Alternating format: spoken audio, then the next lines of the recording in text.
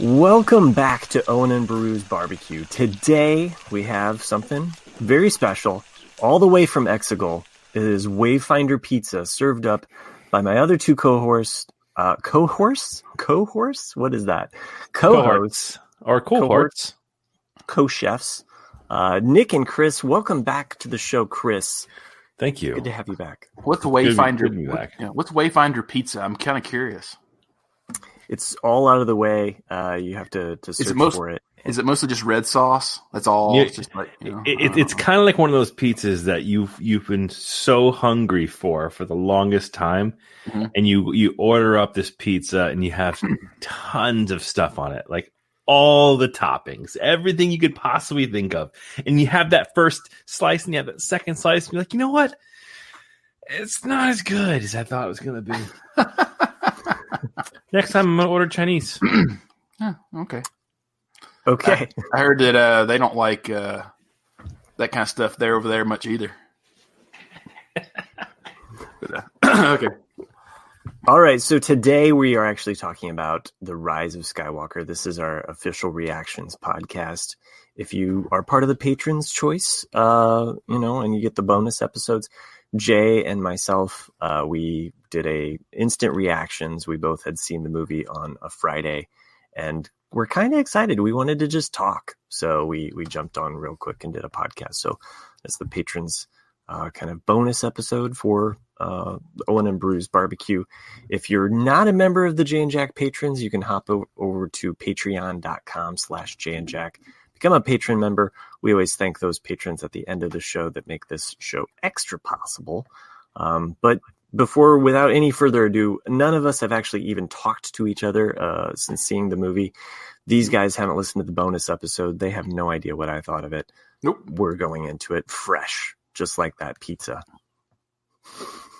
So I think a lot of people some have heard my take on it. They're dying to know from Chris and Nick what they both thought of it. So Nick, I'll go first. Okay. And then we'll kind of compare notes.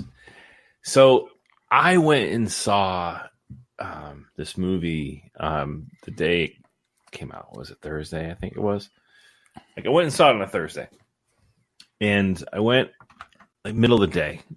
I think I went like at 11 o'clock in the morning to go see it, and the theater was packed. The excitement was there. The Star Wars, bam, pops up, and I got super, super excited.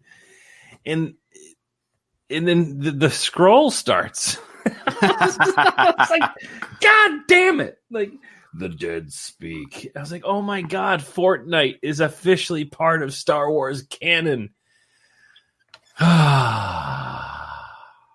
You guys know about that, right? Yeah. I'd heard about it, but I'm not on Fortnite, so I don't know. So I'm not either, but I watched a Twitch stream of it because it popped up in my feed, and J.J.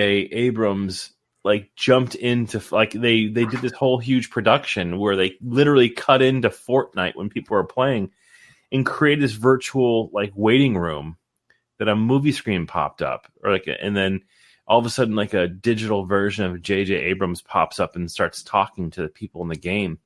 And then they release this audio.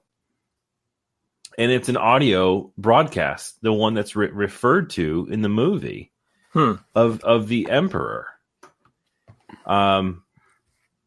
And that's the marquee. That's the rolling marquee. Is the so what does the Emperor say on this thing that was only dead on speaks? Fortnite? The final order is rising. Blah blah blah. This that and the other. All this bullshit.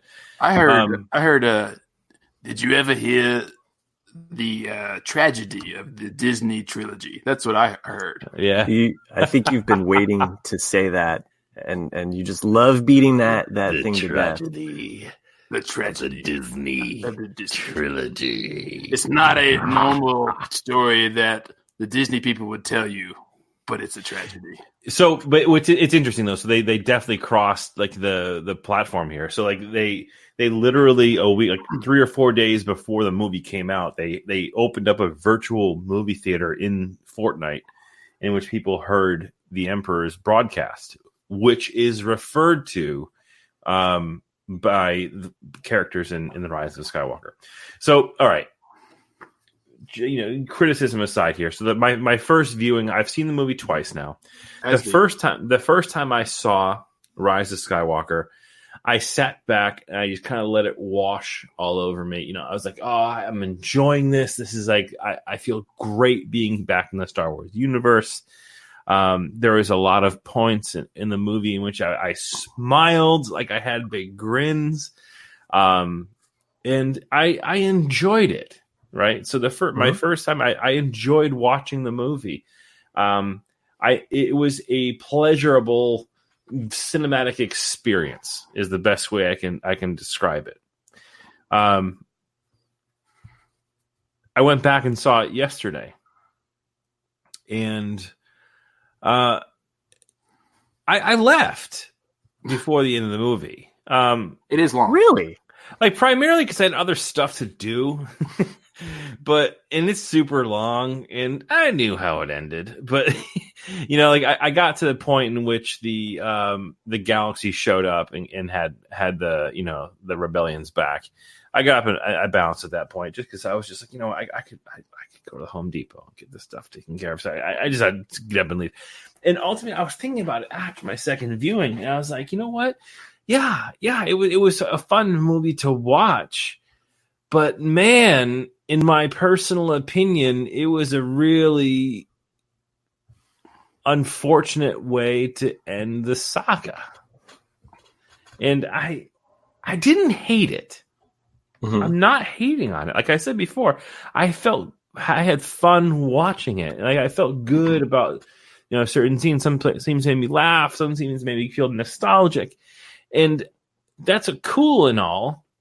Mm-hmm. But at the end of the day, I felt underwhelmed by the result of the movie. That's the best way I can describe it. I feel like there's so much infighting at Disney between Rian Johnson's Last Jedi and JJ's Rise of Skywalker, which pretty much they go as far as almost even saying it in the script how things are being erased from Last Jedi. And here's the thing. Unlike Nick, I freaking loved The Last Jedi. I thought it was awesome. I know Nick is squirming in his seat over there. I enjoyed it. I actually thought that was a really good movie. But they definitely did not roll with the punches with Rian Johnson's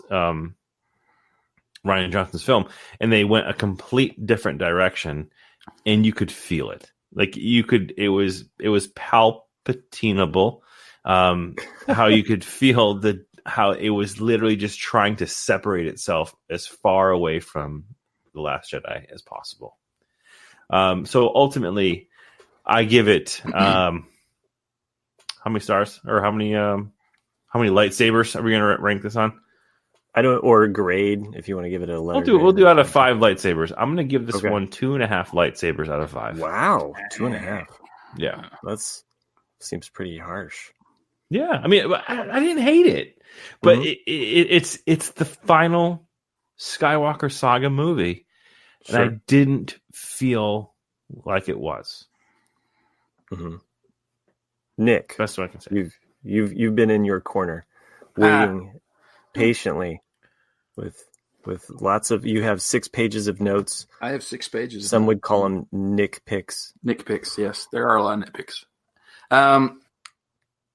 As I said, when I called in, I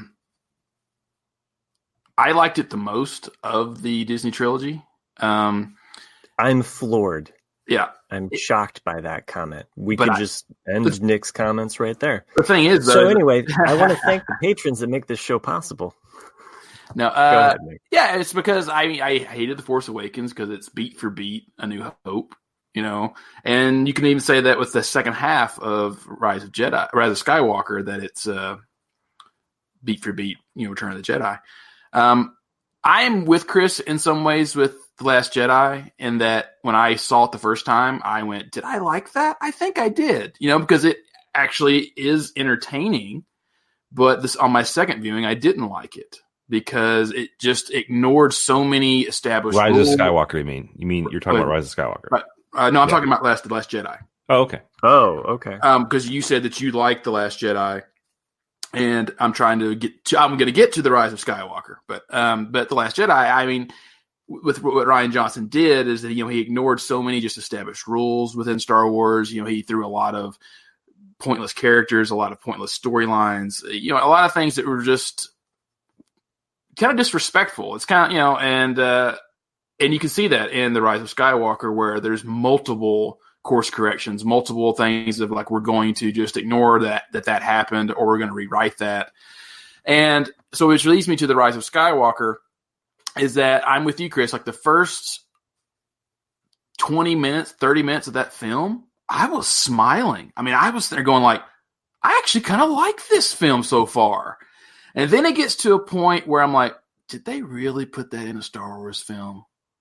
And then what exactly shifted you? I'm going to get to that, but like, yeah, okay. Right. So, okay. I'm just curious as to where the shift kind of began. So I like the first half of this film the most. The second half, basically after Han's cameo, I think it goes downhill.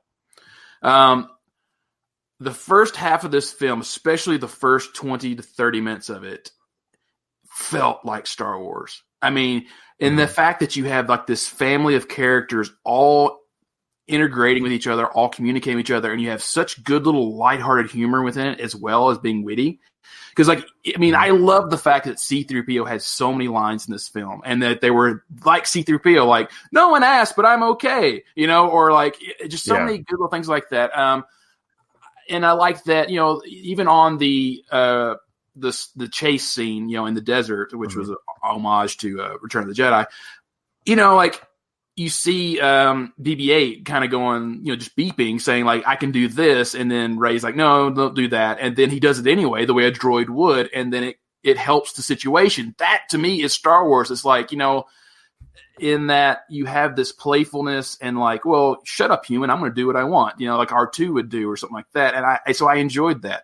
But once you get to the actual old ship where the dagger and the snake and all that stuff, it was almost video game plot bad, and so I could forgive that in a way because I was like, at least it's original. At least JJ's trying, at least it's but then once he falls back on his usual laurels of just like, oh, I need to finish up an ending. I need to do this. Let's bring Palpatine, which he already did anyway, but like, let's do this. Let's just have this ending. And I'm like, oh, well, this is basically a combination of Return of the Jedi with the comic book that came out after the Thrawn trilogy.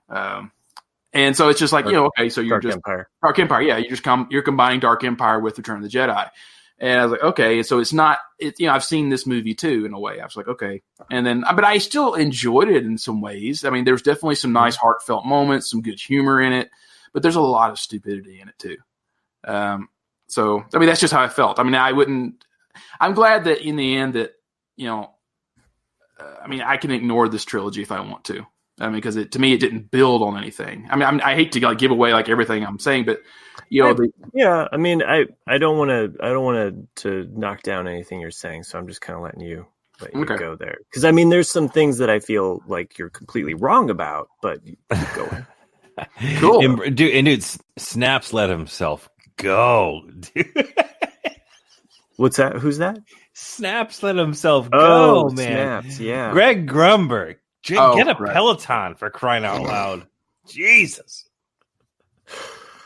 Okay, so Nick, did you more to say to that? Because I'm not trying to not knock the legs out from your ladder here. But no, it's fine. I mean, that's just kind of like my initial thing. We can continue on as we want. Your second viewing, how was your second viewing compared to your first? Okay, so yeah, that's what I'm saying. Like, so my first viewing, I know Chris and I had briefly, because you hadn't seen it at the time, because Chris and I both saw it on the Thursday, you saw it on the Friday. And that one is actually, if you're going to get an initial reaction from me, that's the closest you're going to get, because that was me venting just your first viewing.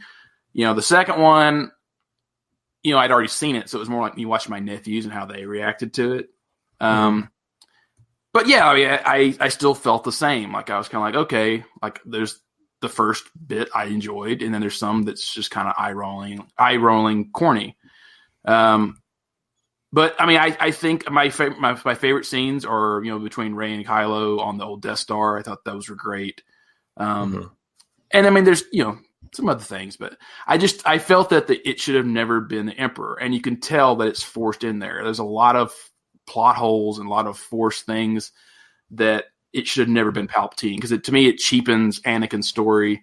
It they don't even address it. They don't even really, other than Palpatine saying your father was, Luke was saved by his father. No one's here to save you, because it just, to me, it diminishes Lucas's story, and they don't even address if Anakin was the chosen one or anything. It's just like, oh, it's just a retelling. Yeah, I mean, I think that the chosen one thing stays within the original 6, and I don't know if we necessarily have to bring in the whole chosen one story arc into. I always thought it was still Anakin, even with the fact that he turned to the dark side. Because prophecies can be interpreted like how, So I always kind of still felt like Anakin was the chosen one. He just brought about balance in a different way. But this, because I have this later on in my notes about this. Like, this is the thing, is like, there's different ways to interpret who the chosen one is, and like what did it mean to bring balance, because that's never been explained ever. And right. Some people want to argue that Anakin brought balance because he actually wiped out the Jedi. Because like there were so many, and there's only 2 Sith ever. But I never chose to see it that way. I always chose to. So it's like it's more about power, and that like at that time there was so much darkness and so much of that kind of balance that But he did. He eliminated the Jedi, which made it tip even more to the dark. But then by eliminating the Emperor as well as himself, it brought it back to more of a center point, because all you have at that point now is Luke, and that's it. So he did bring balance to it. But this one, with the Emperor returning, that's what I'm saying. It's like, oh, well, if he never died, then did he ever really bring balance? And that's what I'm trying to say. It's like if he's not gone, then what did he do? And, and also the fact that it's called the Skywalker, saga, but yet you don't bring Anakin in any way other than one voice cameo into any of these 3 films, also kind of is disrespectful in a way. Because I was fully expecting to at least see a Force ghost of Anakin, and never got any advice, never, any kind of helping towards Rey or Ben. It was just kind of like, okay. So that's what I mean.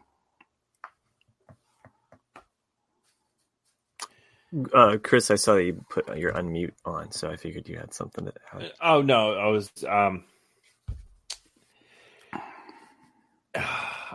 There's rumors out there that there's a J.J. Abrams cut of this film, and I really, really, really want to see it, because I think that the way that they brought back the Emperor was just so easy and like a shortcut, and like there's the scene when I think it's when Kylo is first going down to confront him, and you see that the holding tank with what looked like multiple Snokes. Correct. I couldn't tell if one of them was an Anakin or not. No, but it was two. It was two Snokes. Two Snokes, and then like literally thousands of Sith. Yeah. like, dude, what? I mean, and all of a sudden you've got this entire. I mean, I granted, if you've read some of the books, you might kind of draw your own conclusions. That that the Final Order was, I believe, is a callback to the Resistance, the Aftermath series. Oh, right. Where you had like how they're taking all these kids in and kind of what's his name? Who's the guy from the Aftermath series? The bad dude that gets killed. I forgot. But anyways, they're taking all these kids in. Oh yeah, that's right. Yeah, there was a bad guy that I know what you're talking about. I forgot. I can't think of his name. Rex something. Rex. Yeah, exactly. Or Rax. General Rax. Yeah. So there's this whole storyline of how they were kind of like corralling all these kids and having them be the future of the Empire. which one could assume that all of these people that just mysteriously showed up manning this entire fleet of Star Destroyers who've been subsequently been living underwater for 40 years without any contact to the outside world. You know, like, I get that's probably what they're alluding to, but I think that there's this, I feel like this movie could have been significantly cooler if they kind of cut out some of the storyline, right, and focused more on the resurrection of Palpatine and how the Final Order was created. Like, I think there's so much of a storyline that they've missed there. Like, what's this hall of Sith people chanting, right? You know, where did all these crew of all these ships come from?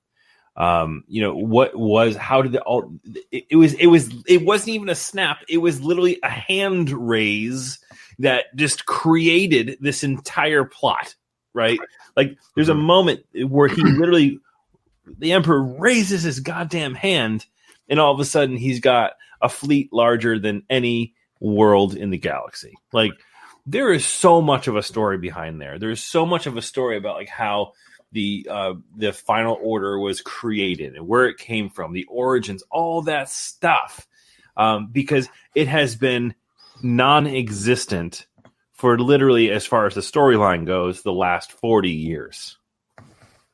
Like, they created a 40-year storyline with the Emperor raising his hand, and I'm just like, God damn it! They missed that. Like, they could have done some really cool stuff, but instead we focused on, you know, Domhnall Gleeson. You know, screw that guy. Like, like what?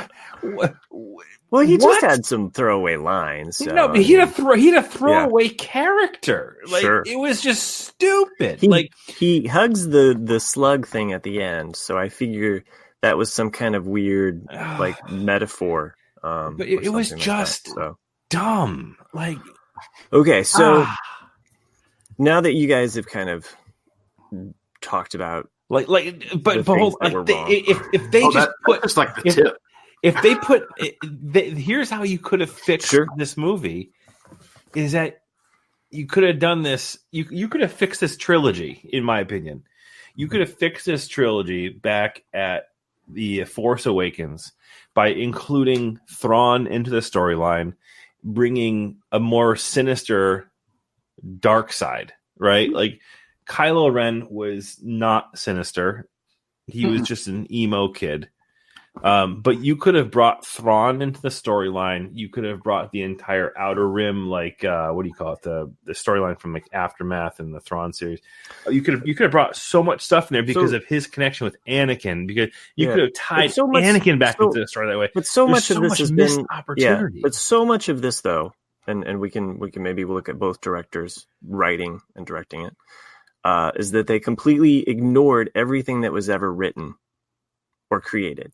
So nothing ties into, you know, whereas Marvel, it's like, okay, we have all this synergy with all of these things. And, you know, Marvel did it with their TV shows. They completely ignored things that happened in the TV shows and just kind of worked the TV shows around the movies. This one ignores anything that's happening in the TV shows. And I agree with you about Thrawn. Like, if General Pride was actually Thrawn's character and that was revealed at some point in this movie, yeah, I mean, you'd have a lot of fanboys just like freaking out, you know, old school and new school, because everybody wants to see Thrawn. As far as there's that one scene where you're like, what? Well, what? Like, it was a scene when General Pride is sitting there on bended knee talking to the hologram, and he's like, "I will serve you just like I served you in the past." Blah blah blah. I'm like, what? Who are you?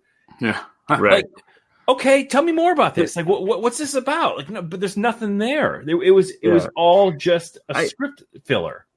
I will say this, and I know Nick still has like 1,000 more, you know, 1,000,001 like Nick picks, whatever, you know. Don't you whatever my Nick picks. But I will just at least express my you know, feelings on seeing the movie at this point, because if you haven't listened to the bonus episode, and some of you haven't, and you know, my initial reactions are also mixed. So I think in that one I said that it was not my favorite of Star Wars movies, but I did enjoy it. I don't feel like this trilogy is worse than the prequel trilogy by any stretch of the imagination. No. We had diners, we had love scenes that made no sense, we had all sorts of mishaps that happened in that prequel trilogy, and characters that never once had an inch of an arc as to what I feel like Kylo did with going to Ben Solo. So I enjoyed his story arc throughout the 3 movies. So I even enjoy, like, looking back in this trilogy, I enjoy Luke Skywalker's story arc. And even though you can say, like, okay, this movie course corrects what happened in The Last Jedi with Luke Skywalker, I like the fact that Luke cuts himself off from the Force. I like the fact that the big showdown in Last Jedi is Luke Skywalker. And I like the fact that his character has grown to the point in The Rise of Skywalker where he is accepting the mantle, and he has kind of taught Rey, like, don't be like me, don't do what I did. And here, this is your legacy. You have to turn and face, basically like Obi-Wan and Yoda said to Luke when he didn't want to face Darth Vader in Return of the Jedi. Yeah, I enjoyed that. Yeah, I know, and I don't mind it at this point. Whereas maybe some of the echoes of A New Hope didn't work as well for Force Awakens as they did with Nick. I'll grant it. There's a lot of echoing going on there. I also enjoyed Han Solo, and seeing him. I think that was one of the moments of the movie that driving home affected me the most. I really enjoyed seeing that moment. I'm glad I wasn't spoiled on that moment. I liked seeing that whole change happen. And even the metaphysical thing that was happening with Leia projecting herself into, or helping Kylo turn and become Ben Solo. There's something that happens between the two of them where they're connected. And I enjoyed that aspect. I think it's the closest thing that we get to, like, the 3 of them together is that moment, because in that moment in the movie, you have Ben Solo confronting Han Solo. You have Rey turning and going to see Luke Skywalker on the island. And then you have Leia basically laying down and projecting herself into the situation. So I think that maybe that's at the heart of this movie, this turning point. As with Nick, on my second viewing, I enjoyed it more as far as, like, all of the character beats in the first half of the movie.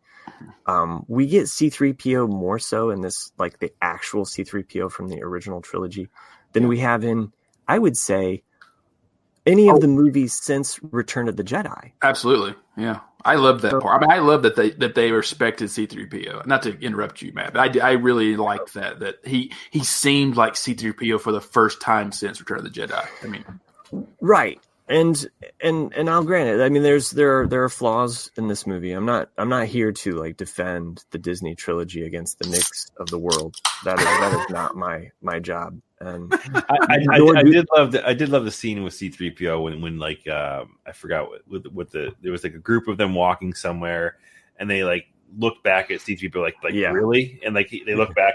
Everyone turns around, and looks at him, and he just goes. Yeah. For those at home, I did my very best C-3PO turnaround impression. Anthony Daniels, look out, because if you could fit into that outfit, I'll tell you, they did a nice job with C-3PO.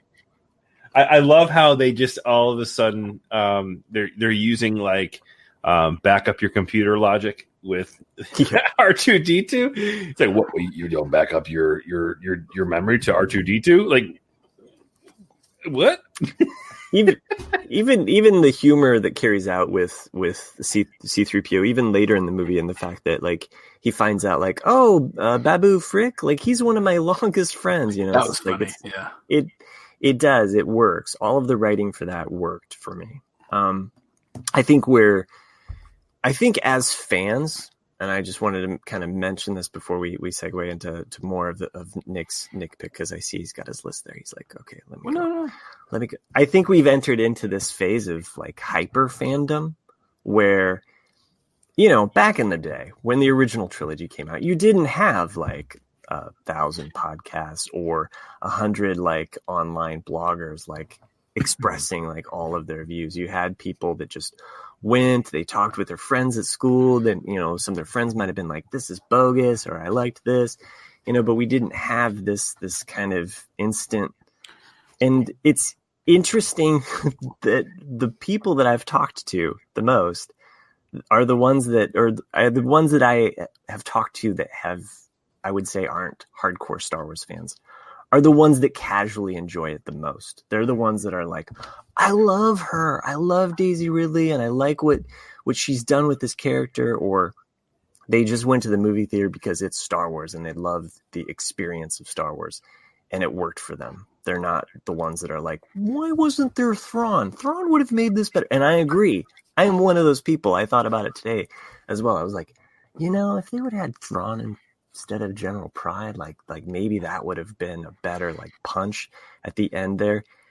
And if J.J. Abrams says that he wanted to have the Emperor in this whole, like that was the big villain, why not give a clue in A New Hope that, I mean, even a throwaway line, like why not set the crumbs up, knowing that Rian Johnson was going to take over and turn it his way. So, okay. You go on so many different ways. You go on so many different ways, and I'm like, what was I thinking of like 2 minutes ago? I mean, that was his wizardry to try to throw you off and criticize the movie.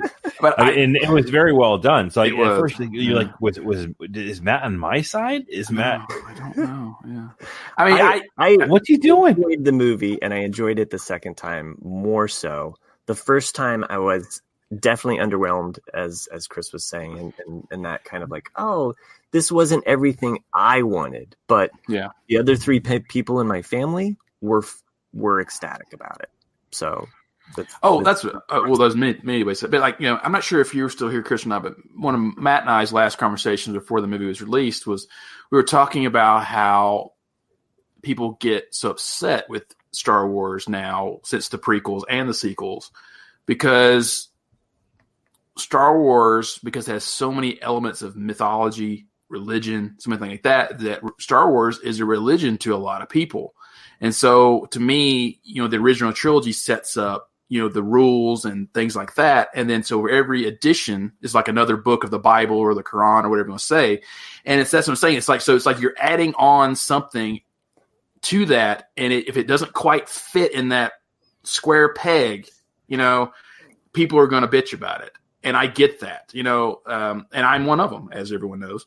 But it's just because it's like I'm respectful of rules. So it's like, oh, they say that you can only do it this way, so you need to only do it this way. And then all of a sudden someone goes, like Rian Johnson, and goes, I'm just going to forget that. Forget everything you've ever known. Let's just do this. So, yeah, people are naturally going to get upset. And then... Yeah, but I don't know, man. Like, this trilogy, looking like... I was on board with it, you know, from the day one when the Force Awakens first opened. I loved it. I loved it. But when you compare that with the first prequel trilogy, I remember seeing Phantom Menace, and I remember leaving the theater being like, "What the was that?" Like, I remember being pissed. And there's the big difference for me. It's like I remember being ridiculously upset about that movie, and the subsequent, you know, next two movies were also equally terrible, or less terrible than Phantom Menace. But like, so when I compare the two prequel versus sequel trilogies, I still have a place in my heart for this Rise of the Skywalker saga trilogy, right? And I look back at these three movies as a whole, and there are so many people that are so mad about them, and they get like real mad, and like real mad. Like people like, I don't know, this guy right up here in my upper right hand corner of my screen, but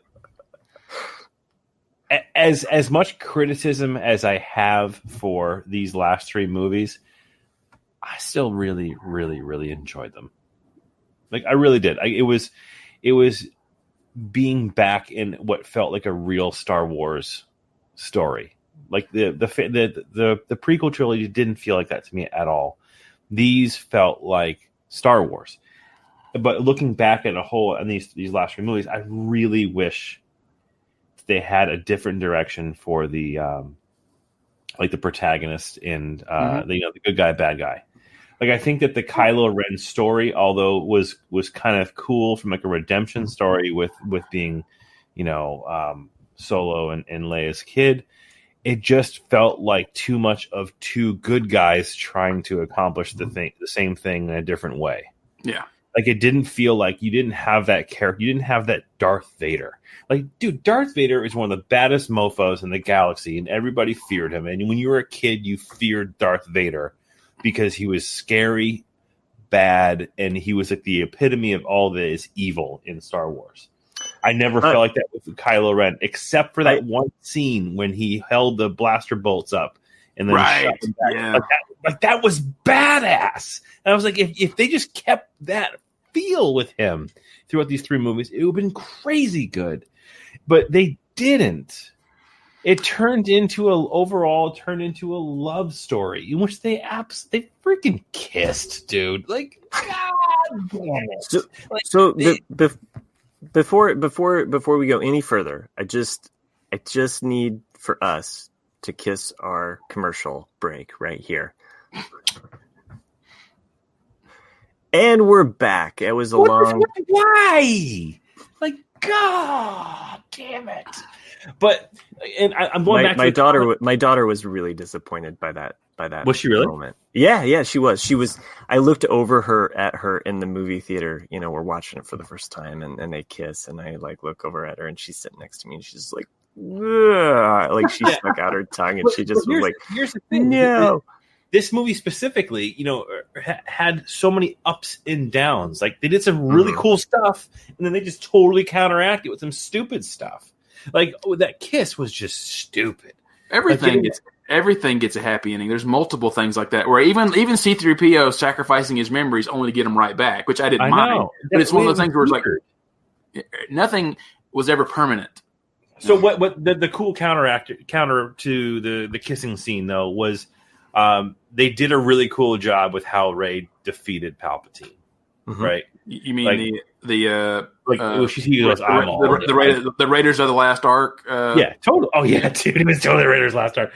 She's like, I'm all this Sith, blah, blah, blah. And then she comes up and then it says I am Iron Man, and then does the Mace Windu move? Yeah. Mace Windu never had two lightsabers though. It's true. He just had the one. Yeah, he only needed one. He only needed one. Yeah, but like, he's a bad mother.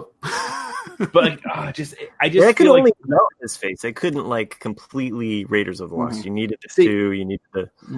If they kept the main bad guy for this trilogy as the Emperor from the get-go, it would have been.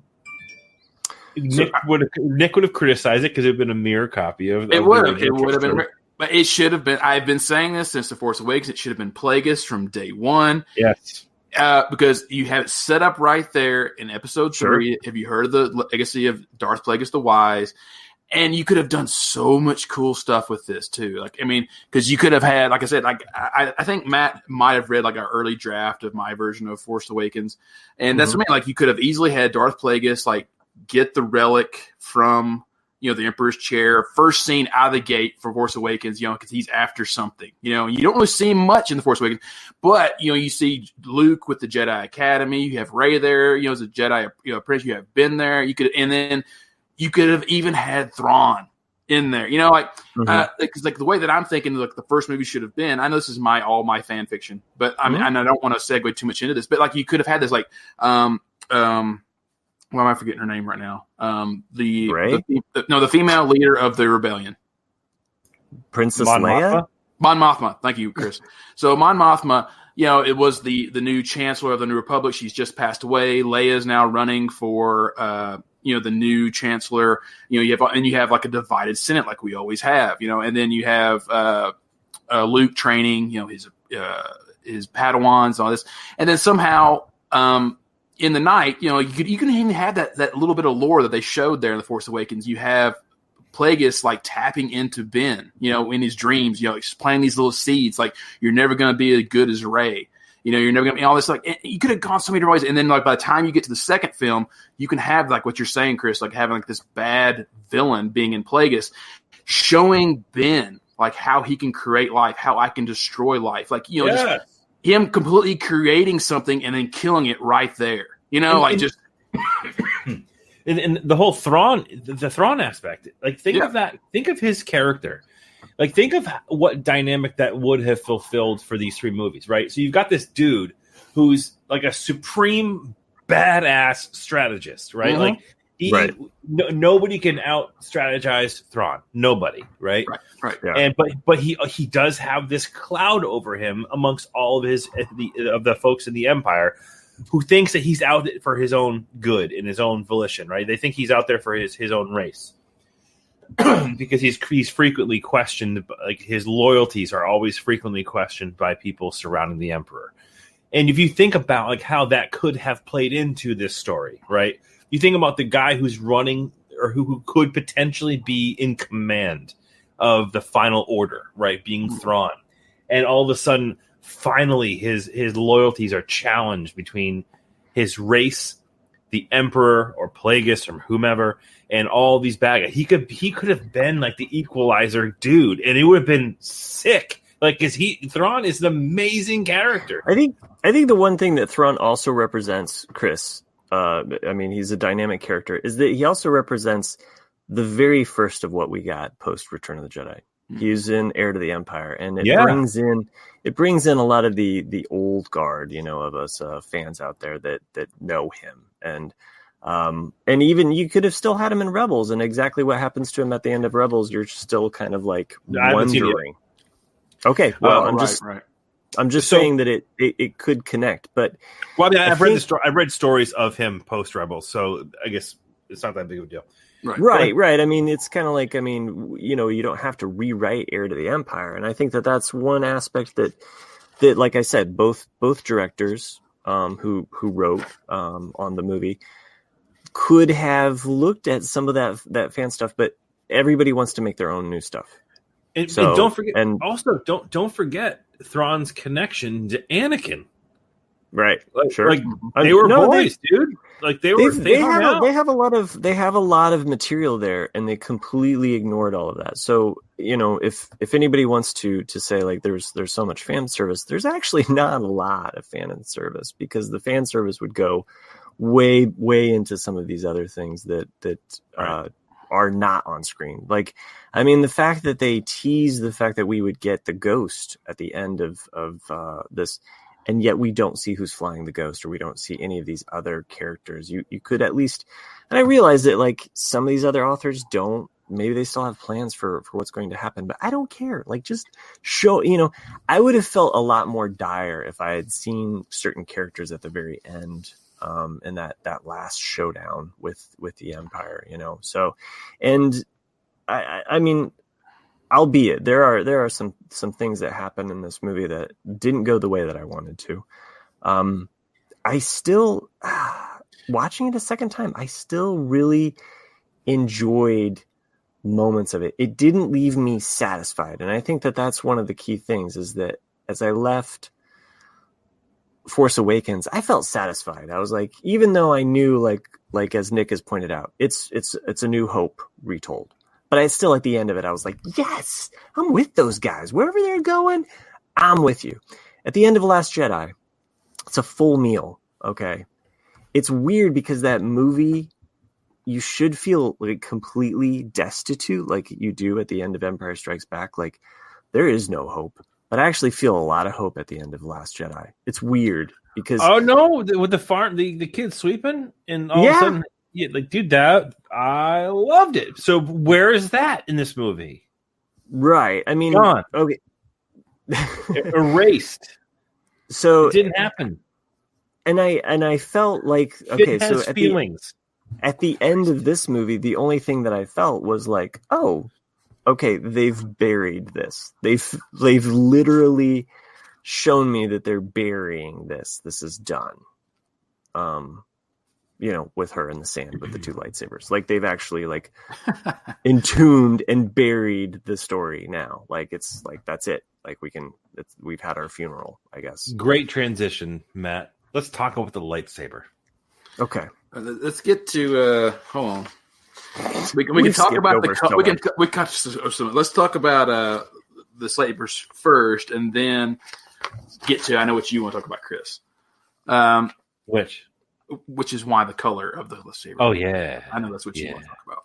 But okay, so like first, like little things like that made no sense to me. Like one of the minor nitpicks is that we see in The Last Jedi that Kylo and Rey destroy Anakin's saber. So she magically put it back together at some point and is still using it, which makes. Go ahead. So we see her using the healing force in this. So that's how she healed it. She healed she healed a metal object with the force. Well, you see that it's banded together now. So. Well, I mean, it's just one of those things that really kind of bothered me because it's like, why doesn't she have Luke's? That's the one thing that really irks me about this trilogy is like, where is Luke's green lightsaber? I know it's small and minute, but who cares? Like, it's just one of those things like you saw him in the flashback using it while training Leia. If he has Leia's lightsaber on the planet, where's his? It has to be there too. Because if you can't just say like, oh, well, he threw it away because he didn't plan on fighting anymore. Because it's like, well, obviously he knew then from Leia's flashback that he was going to have to need this at some point. Because if Leia's telling him, oh, my lightsaber's done, it's just one of those weird things. So why didn't he give her the green saber at some point? And then that one's not buried, so it's still there somewhere. It's just little things like that just irked me a little bit. And then, of course, you have the whole Maz, I never say her name, Maz Cantina, in Force Awakens. Butthole eyes, saying like, you never got that answer. Thanks, JJ, for that mystery box of like, how did you get Anakin's saber? We're never going to find it out, even though she says that's a story for another time. Never got it. I don't know. Sorry, that's too busy farting on her eyeballs. Yeah. I'm sorry, but I'm sitting there watching this movie. Like, all I can think of is that her eyes look like buttholes. I don't know. I guess that's just because, like, I think Luke's green saber is cool, and the fact that she kept even said to Leia, like, "I will earn your brother's saber." I'm like, well, it's really Anakin's saber, but okay. Oh my God! You cannot get over the prequel. How about Dominic Monaghan's completely pointless cameo? Yeah, exactly. And that's another it's a way to me, like, it's one of the things where you're talking about like completely crapping on The Last Jedi is that they basically shoved Rose in the back seat, like, we're ignoring you for now. And like, JJ's known for doing that, putting in his friends in these movies. And it's like, well, shouldn't those lines have gone to Rose, really? I mean, it wouldn't have mattered. Like, it's the same importance. It's like, but they did. They just kind of shoved her in the back. And it's like, exactly, Dominic Monaghan's character was pointless. It's a good one. I like it. All right, continue. Okay, so the yellow lightsaber. Okay. Yes. Chris. That's the crystal used by the Jedi Sentinel. Which, and guards of the temples too. So I'm wondering if is this the last we'll see of Rey? I think the actress has said that she didn't plan on coming back. She's done. So did Harrison Ford. That's true. That is absolutely true. Yeah. So when they need that big check come back in, like just give her about 30 years. But here's the thing, then. Like, okay. What why? Why would you give her why? If she's not going to come back, if you're not going to have, like, she's essentially, it's essentially a symbol of like the baddest ass Jedi to have these gold lightsabers, these yellow lightsabers. So we're done with her, and here you go. She's a badass, and you're never going to see her again. But here's the yellow crystal. Other question. So Kathleen Kennedy has said that maybe we're not done with the Skywalker saga. There's no more Skywalkers left. Okay, they're done. But they're done with trilogies. So does that? Can we read between the lines and say like maybe she's not satisfied with Episode 9? There's going to be an Episode 10. Well, that's the thing to me, because like to me, Episode 9 felt like 2 films. I'm sure it did to you guys too, and that's where you can see the course correction from Last Jedi. It was 2 movies squeezed into 1, which is why it feels so long. At least that's how I felt. I felt it was one movie all the way up until Han's cameo, and then another film after that. I mean, granted, the second half was a bit short. It couldn't have been a complete film, but it was. It was kind of like, here's one arc and here's another arc. Hey, you just reminded me. Good job. One of my compliments would be the Death Star, right? Yeah. Mm-hmm. I thought the set design for that was pretty rad. I think having her walk into the Emperor's chamber vault, in the vault was pretty cool. Like that was a cool way of it was a cool way of having a dark side cave, essentially. Yeah. I was a fan of that. Him. Yeah, but that's what I mean by like feeling like 2 films, in that you already had one dark side thing with Rey with the mirrors, which I guess mattered to nothing from Last Jedi, and then this one she has another dark vision. So it's like, oh, so they're kind of like saying, well, that first one, none that it didn't mean anything, but you're kind of doing the same thing again to kind of like, oh, like.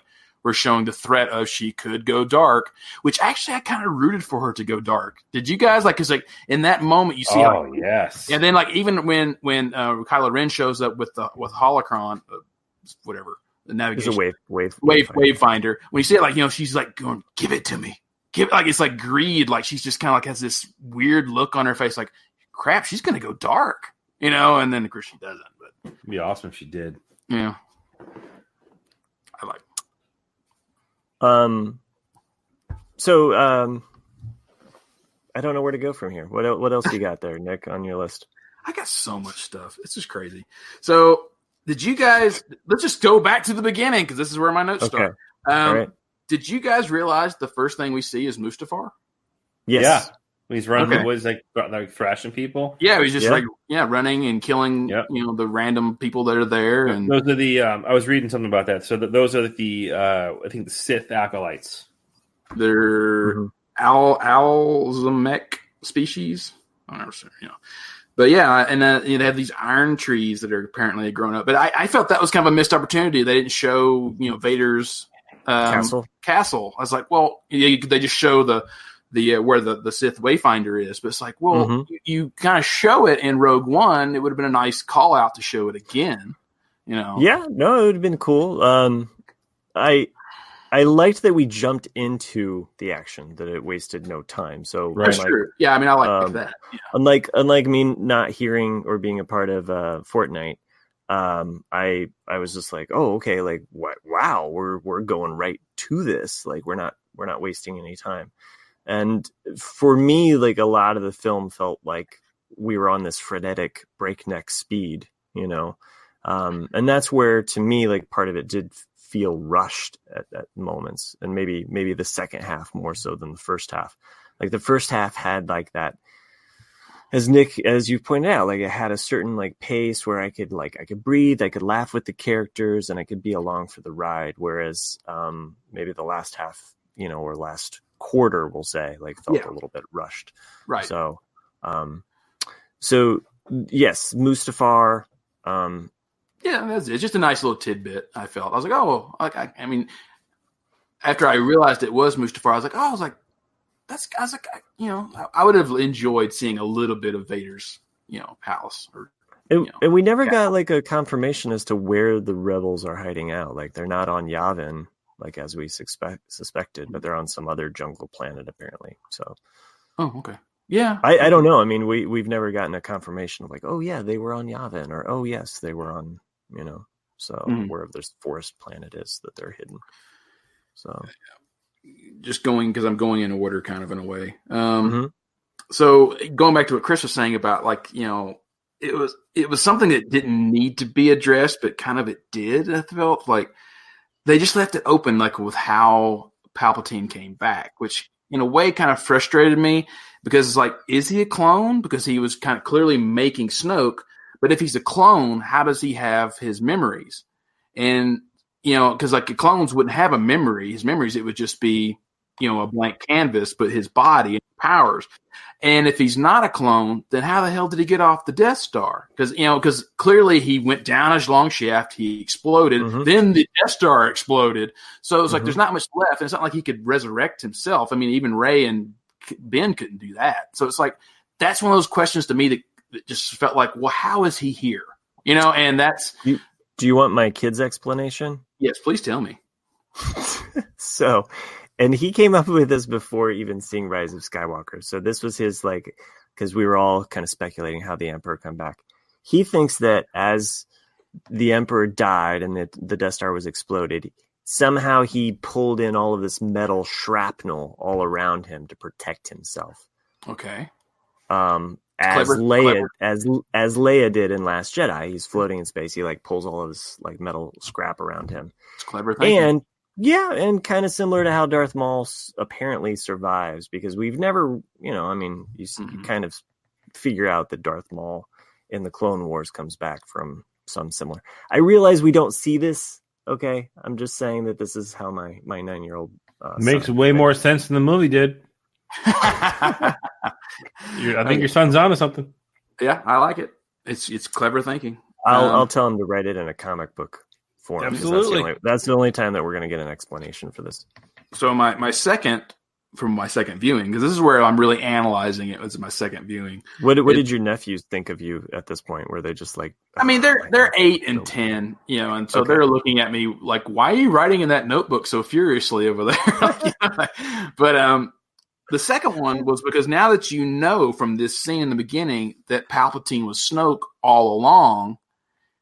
And like Chris said, he's got a whole freaking fleet buried with planet-busting weapons. What's the point of having Starkiller Base if you can just send multiple Death Stars and rule it that way? That's how I knew immediately that this was a hodgepodge thing, that the Emperor was never supposed to be included from the beginning. It's just because it makes no sense. Are you telling me that J.J. Abrams would lie to us? He did. Yeah. All right. Anyway, what else you got? I've got tons. You only got 4 more minutes left. Yeah. Yeah. It's crammed on there. Well, I mean, and then the last thing I had is because Lucas had told McDermott, the Emperor, that that he was dead. His character's dead. So that's another thing of where Kathleen Kennedy had promised Lucas that she would never interfere with his 6 films. Everything he has canon is. And then, so that to me felt a little bit disrespectful to bring him back in this way. Cause I was like, and that's why I'm saying it should just have been Plagueis. It'd have been much easier to explain. Is that why we get a chimpanzee that looks like a Yoda? God, I was going to bring that up too. What the heck is up with this weird Sith chimpanzee thing? God. Okay, so what was Yoda? I think I missed that. He's the chimpanzee mechanic that makes Kylo Ren's helmet. Fixes it, yeah. Fixes his helmet. So I just wanted to point out that Lucas's initial idea, or one of his proposed ideas, was to make Yoda a monkey in Empire Strikes Back. So I was wondering if it was an homage to the fact that there was going to be a monkey Yoda. Of all the things to have homage to, why was this one? Come on. I mean, the sad thing is you're probably right. Yeah, I guarantee he's right, because I kept thinking about that. Of all the creative aliens and things we've seen, you have a chip and a helmet. I was like, what is that? I was like, okay, it's only a quick scene, so it didn't matter. But you're just it felt odd. Yeah, there were moments that I wonder if JJ was just like, I wonder if we could throw in this slug creature. I mean, Star Wars fans. Yeah. Well, that was weird too. When you see that in the next scene with the on the Falcon. That was the one alien in the entire movie that I was like, did they borrow this guy from Men in Black? Because it just feels weird. It doesn't look like a Star Wars alien. It looked like, oh, here's something left over from Men in Black. I wish they would have just thrown a Biff in there. Or, you know what I mean? Like a Biff. Yeah. Give me something that I can wrap my mind around. Yeah. But now we have a big slug thing. Yeah. And why? Okay, you have now you got me going. Okay. Uh-oh. Come to the dark side. We've turned him. We have cookies. No, because I still accept this for being what it is. Like it's fine. Like I'm just like, I enjoyed the movie for what it is. Okay. And I'm not going to say that the prequels are better than this Disney trilogy, because I'm sorry, the prequels, there's some bad stuff there. Anyway, they threw Wedge in for just they wedged him in. They literally wedged him into this movie. They could have had Wedge on the Falcon as opposed to Dominic Monaghan the entire time. I don't care if Wedge is hugging the slug dude.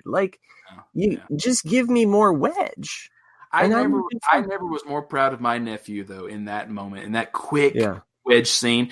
My dad looked at me and goes, "Is that some random character?" I was like, "No, it's fucking it's Wedge," And my nephew though, before I even had said that, he goes, "Wedge," and I was like, "Oh my god!" The fact that a 10-year-old can recognize an old man who he has not seen since he was, I was like, that is awesome, So I was really proud of him.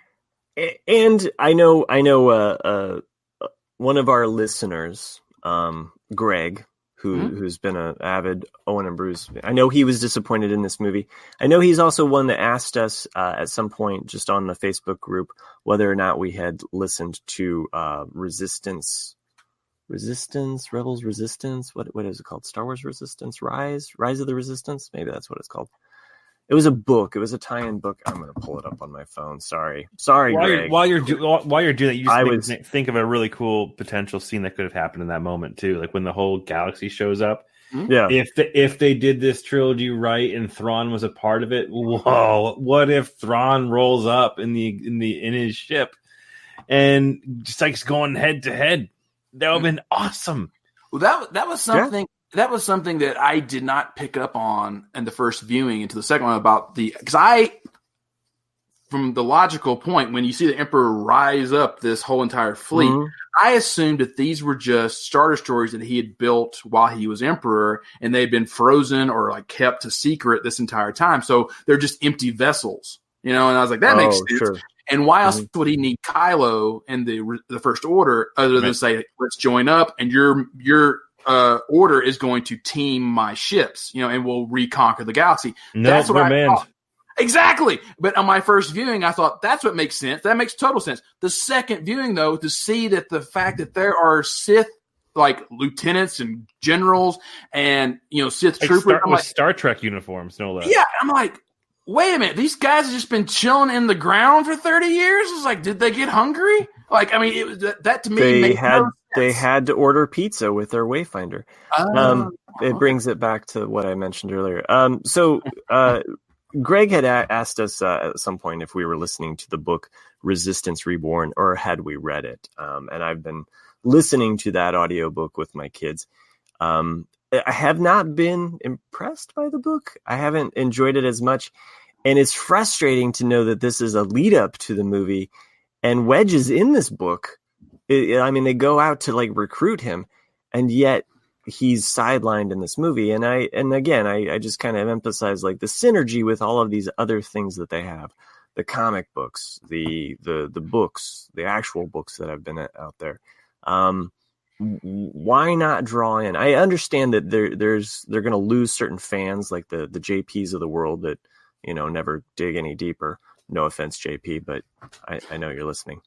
And that's fine. If they don't want to dig any deeper, you just have them there and oh, hey, when I do finally watch something or dive a little deeper beyond the movies, you'll learn about them, But for the rest of us, I think it would have been a great moment to actually have these things lead up. You don't have to explain where Wedge came from. Just throw him in there, Better than Dominic Monaghan or Slug Dude. True.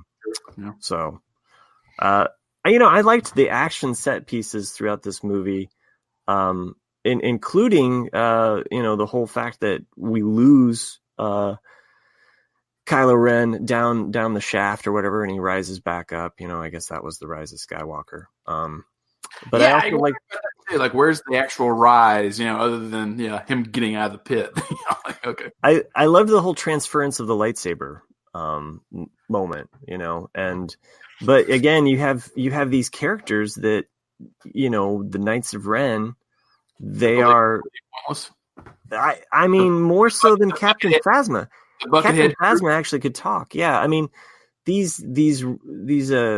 squad that he rolls around with, apparently their spaceship actually smokes, which made me think of those trucks that like to roll coal. I guess the Knights of Ren like to also roll coal in the universe. This is one of those things, like if you would have started, like I said, and actually in the first film, The Force Awakens would have took place, with Luke actually training Ben and Rey, and like having this ball be, what if the Knights of Ren were simply other fallen apprentices of Luke? They are. Yeah, I still assume they are. But you don't see them with any lightsaber. You don't see them use any Force abilities. So it's like, well, what's the point? And then all they do basically is capture Chewie, and then they try to beat up Ben. That's it. It's like they're not there. It's like, well, okay, what was your whole point in the film? No, I mean, agree. Missed opportunity with the Knights of Ren. I felt like they should have had lightsabers. Yeah. How much cooler would it have been for Ben Solo to actually have to defeat all of them? I love his little move too, when he's just like, "All right, like let's go." Like I love his like little kind of motion, and that's the thing, is that I've enjoyed these characters more so. Again, I'm not trying to make this a trilogy war here, but I've enjoyed the characters a lot more than other trilogies. We won't name names, but it's not the original. But I enjoyed these characters for what they were, like, and where those people went, I guess. Do I want more? Yes. Do I feel a little like shortchanged? Absolutely. Yeah. I mean, there's things about this movie in particular I really, really liked, and I'll get into that later. But there's how much later? What else? I think we're gonna go for like another hour. I'm telling you, I've got a lot to say. Yeah. No, this is like Rise of Skywalker. You guys keep interrupting me, and I've got stuff to say. You got to wrap this up. No, we can't hear you. We can't hear you, Chris. Chris, you're muted. There you go. So, have you guys read or listened to the Aftermath series? No, Matt's read them. I've read them, half of the first book, and then kind of got bored with it. I've read the entire. Yeah. So, going back to my whole I wish stuff, the Aftermath trilogy does a really cool job with. So Chuck Wendig, who's the author of the Aftermath trilogy. If you haven't followed him on Twitter, you should, because he's pretty funny. But the cool thing about Aftermath, so that it was written. When was it written? I think it was written after. It takes place immediately following Jedi. I believe it was written around the time that Force Awakens came out. Okay. Yeah. So it was almost as if Chuck Wendig had a little bit of like sense of where to go, right, with how he's going to build his story from the past. But the series ends on Jakku. And it kind of lends credence as to why they're on Jakku, right? But the whole idea of the creation of this fleet, Nick, this is I came across this thought because of what you just said. But the whole idea of the creation of this fleet, they touch on some of that, right, in this book, and they touch on the relics and trying to complete the Emperor's final plan. It's almost as if they took from this story, the Aftermath story, of what essentially one of the plot lines of the things that was happening in the background, and they just put it on hold, or they let the storyline kind of continue, in the background, and then all of a sudden they picked it up in the last half of this movie. I can see what you're talking about. So, like, especially book 3. Especially what happens in book Empire's 3. End. Yeah, in Empire's End, totally. Like, had they actually just stolen from it? It would have been better. It would have been better. It would have been so much better. I know exactly what Chris is talking about. Yes.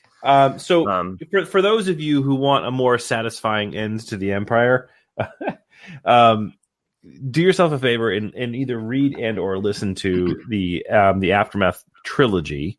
I believe that there might be a new one coming out. I think Chuck Wendig's got a new book coming. I'm not sure, and I enjoyed the second book in that it focuses a lot more on Han Solo and kind of what he's doing post Jedi. Yeah. So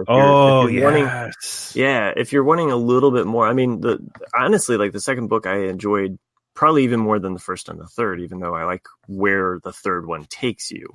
So and to what Chris is talking about as far as the culmination of the Empire and this.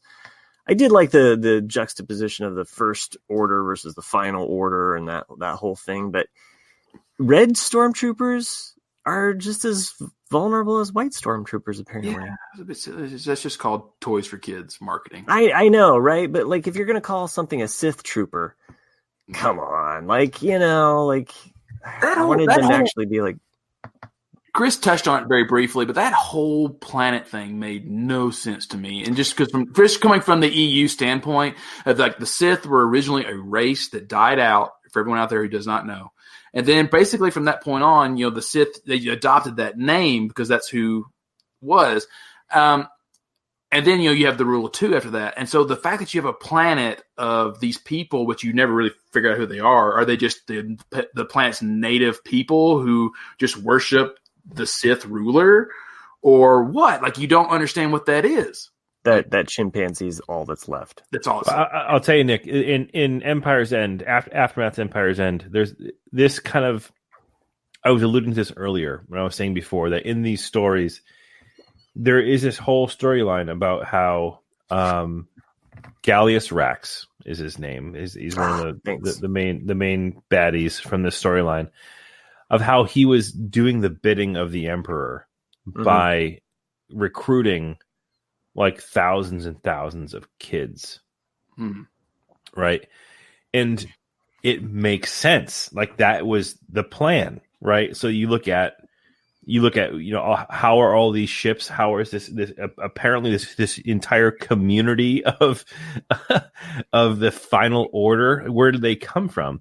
And it's right here. Like this story, Chuck Wendig's story is so much better than J.J. Abrams' story. Like I'm sorry, it really is. And had they gone this route, there are many cool. There's a lot of stories that are written in the books that like no one will ever take from because they need to write their own thing and they need to create their own thing. And it's frustrating as a Star Wars fan because we have been given a lot of great stories over the years, and a lot of them are either ignored and they're not even like treasure trove dove for. You know what I mean? Like they don't take the great parts of it, as opposed to like, let's say Marvel, okay, which has thousands of stories to pull from, and they actually like pull out some of the best nuggets. Star Wars hasn't done that with their legacy, their canon, and they should, dude. Like their legend. Like I think of all of the Star Wars books. I haven't read them. I listen to them in my commute, right? So I'm not trying to give off false valor for being literate. I'm not. But I listen to these books, and actually I find them even better to listen to because the narrators are phenomenal. Oh yeah, and Mark Thompson's really great. He does a great Han Solo. But I'll tell you that like he does do a great Han Solo. Yeah. But like what's really cool about all the books I've read recently, or listened to recently, so the Empire's Aftermath, the Thrawn series, the Tarkin series, like all of these books give you the perspective of the Empire. Mm-hmm. That's like a big common thread amongst most of the books I've read, and they do such a good job of kind of like weaving in and out the inner turmoil of the Empire. Like what we got from this trilogy is we got a comical turncoat, right? With Dom Hall Gleason. Now, Dom Hall Gleason, his character was so stupid, but you find out where he comes from in these books. Yes, that's true. And it's interesting, thinking back to the books and seeing where Dom Hall Gleason's character came from. It should be way cooler. It should be way cooler. But the idea of these other alternate stories, they do such a good job of like sowing some discord within the empire, rather, right?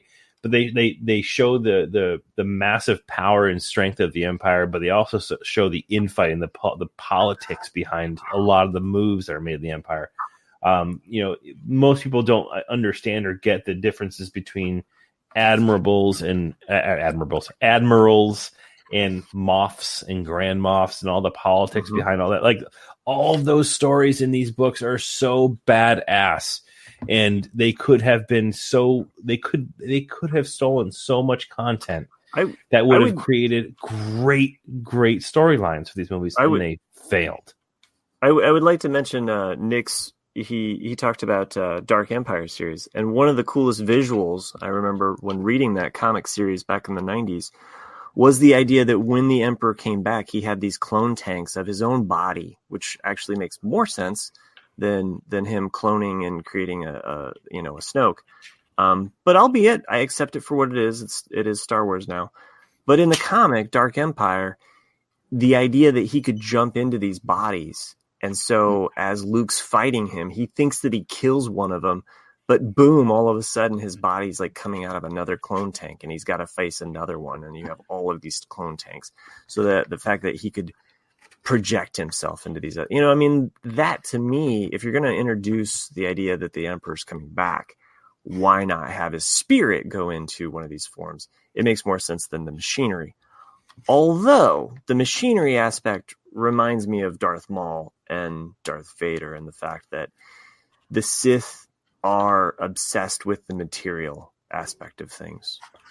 They're like constantly needing these like machines to keep them alive, as opposed to the Jedi, which can project and heal and, kind of resurrect, So you get a little bit of that Jedi Force power, I think, with Leia. And I think it is one of the tragedies of this entire trilogy that Carrie Fisher, had we had her for this, how this story would have been so much different. I did like what they did with her, though. I mean, even though it was all not reused, but like it was unused footage. Right. But I thought they did very good with what they had with her. That was actually one of the things I was, really surprised about, because I expected like one quick scene of like her saying goodbye or hugging somebody, and that would be it. But I was like, wow, like there's actually a lot of Carrie Fisher in here. I was like, this is pretty good. I'll just skip to it. There was one thing I wanted to talk about with her, though, I thought was really interesting. It's one of those things that you can debate forever. Like, and it's her death. Where is it? But basically, here it is. Okay, so you see that in the battle, and this is like one of the reasons why it's one of my favorite scenes. You see, Rey tinkering on the knife's edge of like, is she going to go bad? Is she not going to go bad while she's fighting Kylo? And and you have this great first fight, and then you have Finn butting his nose into everything, and then her turning around and saying no and force pushing him back, and then they leap over, and then you see Ben having the upper hand, and he might actually kill Rey. Mm-hmm. And then you see her, Leia, just commune to him and just simply say Ben. And in this situation, you wonder, is it like Luke in that she's projecting herself into him or there? And what really got me questioning this is because in that moment, it stops Kylo from killing Rey, and then Rey stabs him. Yeah. And so in a way, did Rey kill Leia, or was it just the fact that she's projecting herself into another planet, or another area, the same way Luke, because they've said that in The Last Jedi that this would take so much energy to do this that it probably would kill you. But it's one of those things that's like, well, was she okay until Rey stabbed him? Rey stabbed Ben. I just kind of liked the thought behind this. It was like, it's complexity. I was like, oh, this is interesting, and then to add on top of that, I also thought, because, at this point, Kylo is still evil. And when Rey force heals him, that's when he's good all of a sudden. Not to skip over the Han cameo, but after that is when he like all of a sudden is. So you wonder by Rey giving him a little bit of her force energy, did that in some way just a little bit push him back over this? Yeah. And it's just like that to me was one of those like I like that it's not answered, but it leaves it up to you can kind of decide for yourself. Yeah. You know? Well, and bigger question is, does Leia put herself into Ben Solo to keep him alive up until the very end of the battle there? So when she's actually kissing Ben Solo, is she actually kissing Leia? Ooh, gross! Yeah. I mean that was another question I had though, because she doesn't become a force, or she doesn't fade into the force until he does. So you wonder, like, is her energy keeping connected? As well as Rey, you know, and it's like, and there's a lot of interesting questions there that are posed that, you know, don't need to be answered, but they're interesting. I just have to say, as far as like this last half of the movie, or this last quarter of the movie that we've been very critical about, some of the visuals I still really love. I love the visual of both of them finally wielding Luke and Leia's lightsaber. They are a dyad in the Force. It takes both of them to go up against the Emperor. Yeah. I love seeing them there, like the two Jedi, like taking on the Sith. And then that twist where he's actually using both of their powers to heal and come back, which made me wonder, like, had he been on this teetering of life, like, does the fact that he absorbs them and he comes back almost fully, does that allow her to kill him finally? You know, like if he was teetering on this life, like did he actually pulling the life force make it so that when she does kill him, it's more final?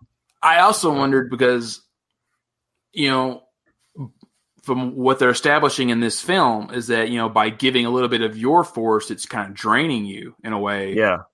So did that make her weaker as a Jedi the same way Ben, you know, because when he gives his little bit back to her, he dies. It's like, well, and also it's one of those things that another thing that you can see they didn't think it through is that in The Last Jedi, Snoke says that he's the one who created the connection between Rey and Kylo.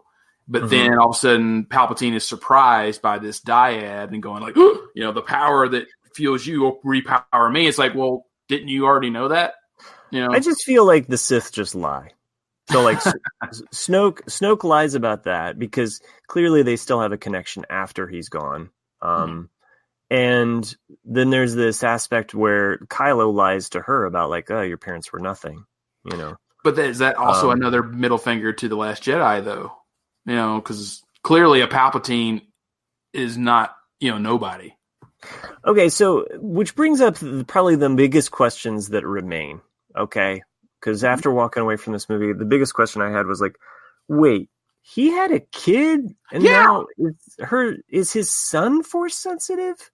Or did he like, because everybody else that we've seen has passed on biologically to their kin, some type of midichlorian. Or is this some kind of like illegitimate kid that has no like midichlorians from him, but yet the Emperor like force impregnated his wife? Like, I mean, I've got like follow-up questions about this. My question about that too, because I don't know if we're going to be talking about this tonight, but we're going to talk about the Mandalorian for a quick second. That's the next podcast. Yeah, next podcast. So when the Mandalorian bumped up their episode, the one that came out the week of this movie, they bumped up the episode to Wednesday because they said that there's parts of this movie that you need to see to then go see Rise of Skywalker. They moved it from a Friday to a Wednesday because of plot content, right? Mm-hmm. And the only connection that I could glean was the Force heal. Yeah, right. So Yoda is able to do that, or not Yoda, but the baby Yoda, or the child, the child, the asset. Does Force healing. She'll be the asset, right? Wait, did they even have in that episode? Maybe I'm off. No, you're right. I mean, they got the episode with the Force healing. Like he Force heals Grief Karga. Mm-hmm. Right, that's right. You know, you remember Billy D. Williams. Yep. So who was in this movie? He was. So are we going to find out that the child plays a role in the eventual? No, because the timeline doesn't add up. Yeah, because it's like 20 or 25 years before. Unless, nope, I don't know. I mean, but don't forget, there's a huge concern and need from the Empire to get the child. Are they trying to do some type of crazy, test tube baby scenario in which they're combining to create Rey? I mean, I don't know. I don't know. But 'cause I can't think of any other reason. Like, why else would they bump the episode up? It has to just be the Force healing. And then my other thought was, but why? They also didn't want to conflict with the fact that the Mandalorian was coming. Because apparently we can't watch TV shows and movies in the same day. So... I don't know. That's true. It's true. It's true. We just can't do both. So yeah, can't have nice things. This was one of those nitpick things that I felt was. I had no problem with Force healing because Force healing has been around the EU for a while. No problem. Yeah, I did for movie convenience wise. I kind of felt it was weird the whole death scene though in the end because one, how all of a sudden Rey out of nowhere because she's Rey. Knows how to do Force heal. No one's ever talked about it. No one's ever, how does she know how to do it? You don't know. But she has the books, dude. Yeah, which no one else has done before. But anyway. Okay. They didn't explain it. They could have talked about it like, hey, like... That's my point, though. Yeah. What if there's a connection to the child in The Mandalorian and Rey's abilities? I'm just saying that the child is like, it's like learning how to talk. So it's just like, but they made it a point to say that there's a plot line in The Mandalorian that you need to watch before seeing Rise of Skywalker. It's just got to be the I get that, but like, who cares if it's in both places, right? Did they mean for it to say that the fact that Baby Yoda can Force heal and the fact that all of a sudden Rey can Force heal? Is there a connection between the two? It was just the fact that you could see this Force ability before. That's all it was. But that's stupid. That's no reason to bump up an episode. Well, it was on Christmas or whatever, and then they didn't want it released on the same day. Wow. Yeah. That's what I said. But, okay, now Ben saving her, bringing her back to life, that was one of those weird moments where I was like, well, Force healing is one thing, but actually bringing her back from death, that was a bit weird to me. Because, like, if she was dead or what, I mean, like, why didn't she fade into the Force, but yet he fades into the Force? And it's like, wait a minute, what's going on here? It's just one of those kind of weird convenience things. Or the child Force heals the Emperor back to life. That would have been cool. There it is. There it is. The child. Uh-huh. The child is responsible for the resurrection of the Emperor. Just chilling at the bottom of the Death Star, waiting for him to fall down there. Like, I got you, dude. He's wearing his Mandalorian helmet armor down there. Like, so. we definitely want to get to the Mandalorian tonight. At some point, I still got another half hour. What? Dude, you want this to be like a Ramblecast show? Because we need to talk about this movie because this is our only opportunity to talk about this. Okay, let's hear out your Nick. You only got so much time to wrap this up, so you better quit interrupting me, people. Okay. Place your turbo laser on the bottom of a Star Destroyer and get it over with. Send your hate mail to owenandbrewsbarbecue@gmail.com. No, it's the Force is well done at gmail.com. Oh yeah, whatever. So now I just feel like I don't want to do it. All right, fine. The first nitpick I really kind of had was the whole light speed jumping thing. I kind of didn't like that.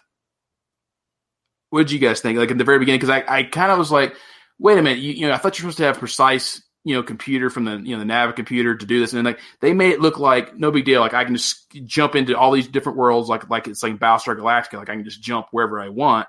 And then also on top of that, in The Last Jedi, this whole light speed tracking thing was a new phenomenon that only the lead Star Destroyer could do. and yet now TIE fighters can do it. I felt like, what? This is just way too much too soon.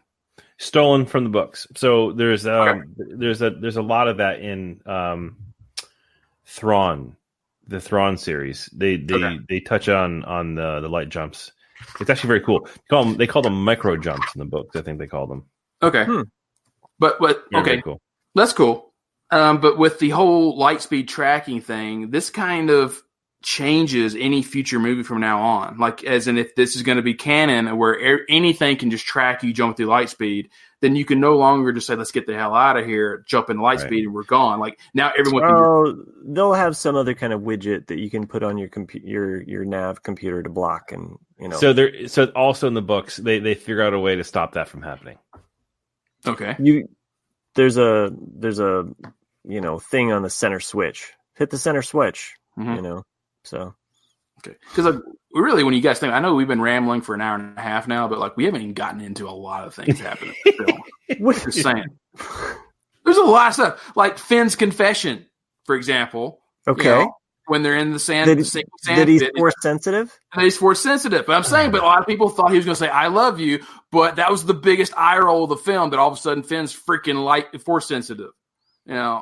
I don't know. It works for me. I didn't have a problem with it, and it made sense because at some point he senses when she dies, and he also gets.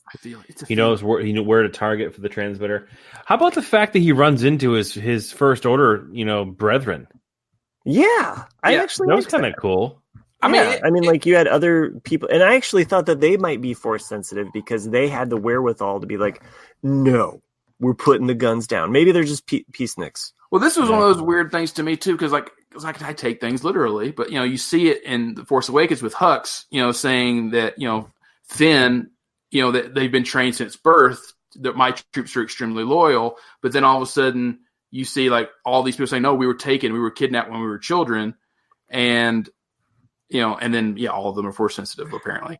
See. But I always thought with The Force Awakens, that moment when he's in battle and he has the hand across his stormtrooper mask that marks him, I honestly, the first time I watched that movie, I always thought, oh, he's awakening with the Force. I actually thought that he was coming to his wherewithal within the Force in that moment. And then I was like, oh, apparently he's not the force sensitive one, because we were led to believe that he was going to be a Jedi with all the marketing. It was like a little, well, it's going to be Finn, but then surprise, it's actually Rey. That was the big reveal in that movie. So, but anyway, that was just me. Like when I first watched it, I thought, oh, this is him awakening with the Force. So it worked for me. Yeah. Well, since Chris brought up his brethren, like the girl, Jana. It was one of the weirdest lines delivered in the film, which was Lando's last line of like, well, let's find that out. Yeah, dude. What? Yeah. Like, why bring him out to be a perv again? Yeah. Like, the thing is, that's the thing is that it's a potential spinoff because that's his daughter. Right. Mm-hmm. Yeah, because she was taken from him while Luke and him were looking for like all these things in the Sith homeworld. She was taken from him while she was 2. But that's what I mean. Like, it's one of those things that just comes off as creepy if you don't know that, and then all of a sudden you're like, "Oh, okay, well that makes sense." But you're just like, but he's literally going, well, "Let's find that out, baby." It's just kind of like, okay. I didn't take it as being creepy. I thought it was creepy, but I understood what he was referring to, and the fact that they were going to find out that they were related. But again, a lot too little, too late. I felt like in that moment. So. Okay. All right. Now let's get to. I just feel like I'm going down a checklist. You guys are like, "Come on, Nick, just bring it up." Like, Chris, you're muted again. I'm with it. Let's go. All right. Cool. All right. So the video game plot cringe scenes. Yes, Chris, you're already there with me. All right. So what? Oh, all of a sudden, she can pull a freaking transport whose hyperdrive is activated. Yeah, okay. Okay, well, first one, though, before we get to that, let's just get to this whole thing. So the first one is they go into the sandpit. That's fine. Cool. It's a little neat thing. They conveniently find the dagger. Why's it got to be a dagger? Why couldn't it be anything? It's a dagger. There's no. Why does he drive a Mercedes? Yeah, why exactly? With a little hood ornament on it? Doesn't make sense. Okay. But then we see a serpent. Oh my God, it's a serpent that is like straight out of video games. Like, okay, I can heal it. And then it just opens up the pathway for us to leave. It's like, that's how bad it is. It was like the scene in Goonies where when the dynamite starts going off, and all of a sudden, out of nowhere, a hole pops open in the corner of the cave, to which what's his name, Sloth goes and holds up all the rocks so they can get out. Yep, that's exactly what it was. Kathleen Kennedy, thank you. Yep. Okay, so then we get to Ray just going, I've got something to do. I'm going to go stand out. It's all J.J. Abrams. Oh, J.J., yeah. Yeah. Now, even though it's a cool scene, the TIE fighter coming down, it kind of makes no sense. And he later explains, I had to show that what you could do. And like, how did you know? You know, but it's a cool scene. I won't knock it too much. But then, exactly, now get back to, Chewbacca's capture and the force pull of the transport. The CGI is so bad. It's like straight out of a video game. Not only is it straight out of a video game, it's straight out of Raiders of the Lost Ark. It's what's her name, being captured by the Nazis into the truck. It blows up, and then Harrison Ford freaks out because he thinks he killed her. And you're like, oh my God! It's that. That's what it is. I'm sorry. I just had I just thought of something, and I just Googled it, and I'm not the first person to think this. I just kind of came off the whole Goonies trip there for a second. There's another Goonies reference in this movie. Yeah. Did you not realize that with the dagger? The dagger. The dagger. Yeah. That's the first thing when I saw. I was like, oh my God. They're doing Goonies now. The thing is about the Goonies, at least it made sense because they have a map and they know they have to be near the restaurant, and then they can line up the coin, the doubloon with the landscape. Someone apparently who wasn't Palpatine makes a dagger of a destroyed Death Star looking for a Sith holocron when there's only one Sith in the entire world, which is Palpatine, to bring this up. And then on a Death Star being on a freaking planet, she happens to be standing in the right location where this lines up. That's how corny that is. Yes. Can you guys see my screen? No. Here, we'll add it. Yeah. See? That's what that is.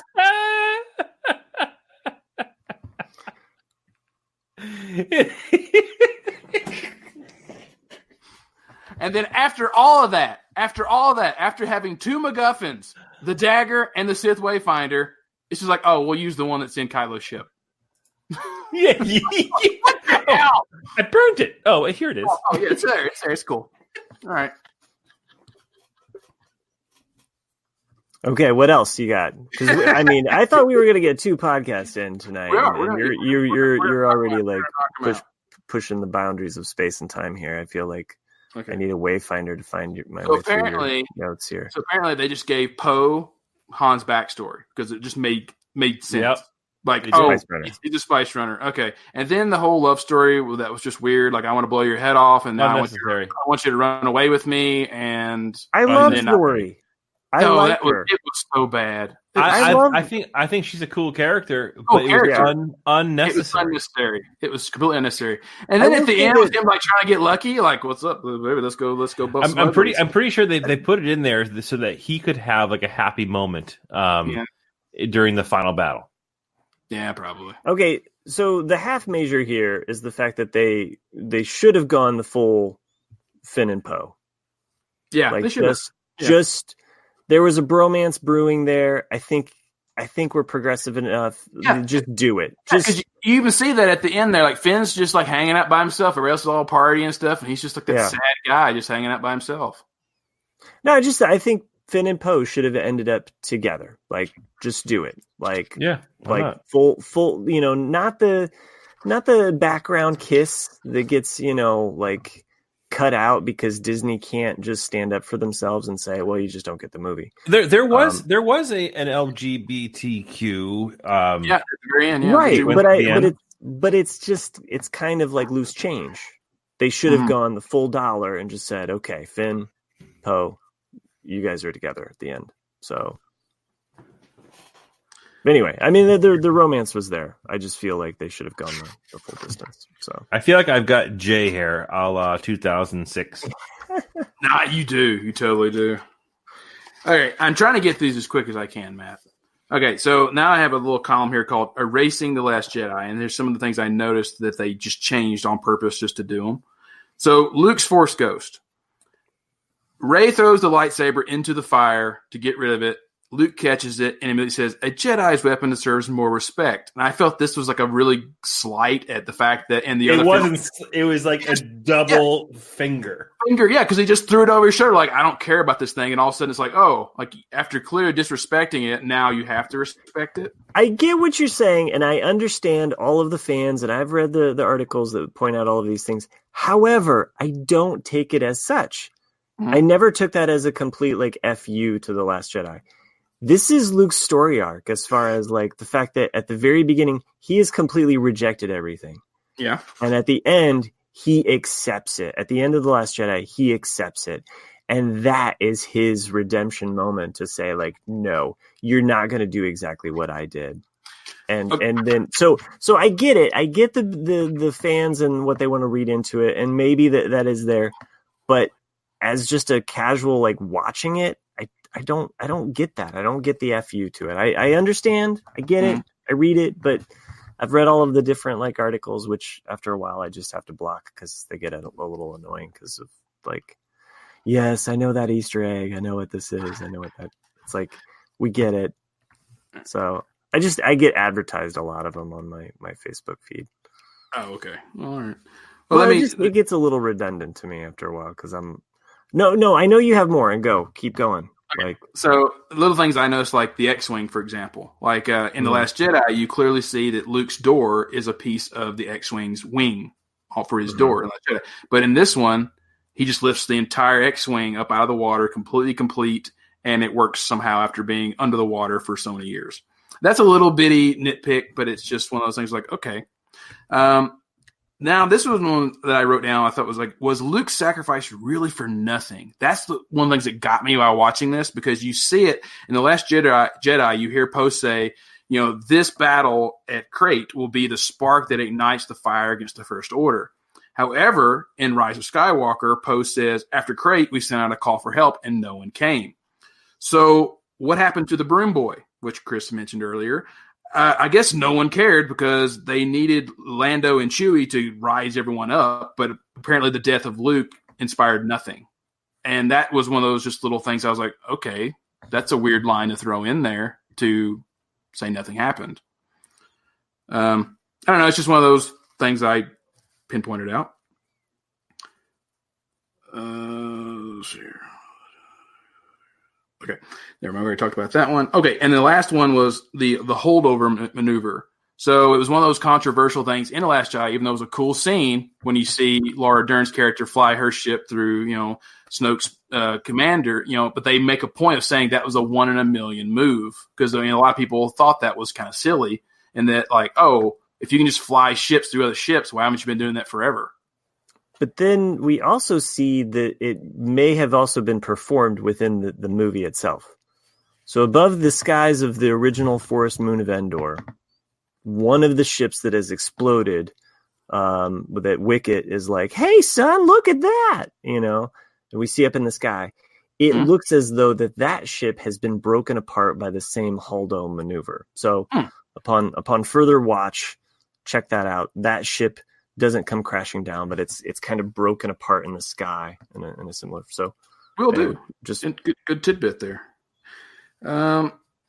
Okay, we already talked about this a little bit. I want to bring it up though again. Though, like I thought Han's memory, cameo was really neat in the fact that it's because it is a memory. I mean, they make a point of that it actually is almost beat for beat, line for line, the same as it was in The Force Awakens, but with different lines from Kylo Ren. I thought that was just really neat. It was like, I know what I need to do, but I'm not sure if I have the strength to do it. And then it's like, and instead of stabbing him, he just throws away the lightsaber. I was like, that's because that's almost like a regret. Like I should have done this the first time. I just thought that was really a brilliant thing. No, it's powerful. And the one other aspect of it that I love is that Han uses his famous, I know line. Yeah, right. In relationship to his son basically saying, I love you, which he doesn't. They did that really nicely. I have to say, I actually enjoyed it. Now, comment to that family for a second. They did a really good job with Leia. and the recycled content, really. Like all of those shots, with the exception of the flashback, were all just reused footage. But they did I think they did a really respectable, and it wasn't force fed. Maybe a little bit here and there, but wasn't too force fed. Which I thought was pretty good. And they could have really effed that up pretty good, but I don't think they did. I think they actually handled it very nicely. Something we kind of just very briefly talked about was after this scene, when you have Poe going, I can't do it alone, and then you have Lando's second cameo, or bang, like, neither did we, it's the exact same thing as Luke saying, after Yoda dies, saying like, what do I do now? And then Obi-Wan showing up saying, what he does, and then it switches over to Rey and Luke, which continues that same kind of conversation with Obi-Wan and Luke, and that Obi-Wan expressed, I thought I could train Anakin as well as Yoda. He's expressing his regrets as his failures as a Jedi Master, the same way Luke is now saying, I was wrong, I have regrets. But I also felt this was a really missed opportunity, because I wanted more from Luke. I mean, it's no different than Obi-Wan, but like, I felt that here you could have had a few lines about the importance of how a balance in the Force, or his mistakes he made, or the duties of a Jedi. Because, to our experience, or at least my experience from looking at Rey, she still is a rookie. She doesn't know a lot other than reading the books that she's found.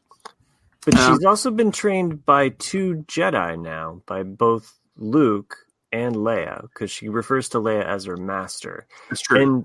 And again, this is the point that I have made on other podcasts, is that the one missed opportunity, if Disney wants synergy with their Lucasfilm, give us Rey and Leia doing Force stuff together. Like, tons of comics, tons of books that you could have actually focused on that. That is one of the things with Resistance Reborn that I felt is lacking, is just give me more Leia and Rey doing stuff together. So, I mean, I'd be all on board for that, but that's one of those moments where Luke kind of did touch on in that flashback that you never felt, at least I didn't feel, that Leia ever really fully embraced the Jedi lifestyle. Like, she was completely trained by Luke, but she kind of, so was she the most qualified? I mean, she probably was the most qualified. She's the only living person to train her at that point, but again, could answer those things, though. Right. One of the things that we were going to get more of with Carrie Fisher in this movie was her being a Jedi. Mm-hmm. So that is one of the things that we missed out on, is seeing Leia as a Jedi Master. And I think that would have been really cool amongst all of the other things that we've also talked about could have happened with this movie. This is one of those where where I felt it was a missed opportunity. Like, we needed some establishment with Anakin here, like something to bring it full circle to make this trilogy fit with the other 6. And I think it would have been welcome to have a Force, and not just Force Ghost Luke, but have a Force Ghost Anakin at least here, to be like, I brought balance, now you need to bring balance, or at least explain, them from the netherworld saying, like, this is what the Force is about, and this is why Palpatine needs to be defeated. This is why Kylo maybe have been a lost cause, or like what happened. And there was so much opportunity to do that too, right? Yeah. Because how many cut scenes do we have a close up on the goddamn Vader helmet? Like yeah, exactly. You could have just easily. You didn't have to have a Force ghost. You just need to have him hear the voice. Yeah. You could have had Hayden Christensen to come in and do an ADR voice, projection ghost, or whatever the hell you want to call it, talking to Kylo, right? Complimenting essentially what his dad ended up saying, or setting him up for what his dad says. Like, you could have done that easily.